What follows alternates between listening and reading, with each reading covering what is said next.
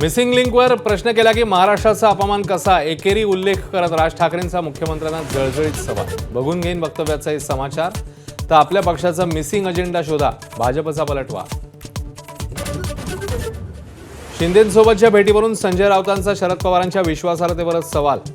ज्यांच्या पोटात दुखतंय त्यांनी आपला दवाखान्यात उपचार करून घ्यावा, शिंदेंचा पलटवार. तर पवारांच्या राष्ट्रवादीकडनंही राऊतांना कानपिचक्या. शिवसेनेच्या म्हात्रेपाठोपाठ भाजप नगरसेवक सूरज बामणीच्या गुंडगिरीने खळबळ. महाडमध्ये मुख्याधिकाऱ्याला शिवीगाळ आणि मारहाण, गुन्हा दाखल होऊनही बामणेवर अटकेची कारवाई नाही. पिंपरीतल्या मोशीमध्ये 32 तास उलटल्यावरही बचाव कार्य सुरू. 14 जण सुरक्षितपणे बाहेर, एकाचा मृत्यू तर काही जण अजूनही ढिगाऱ्याखाली. बचावासाठी प्रयत्नांची शर्थ.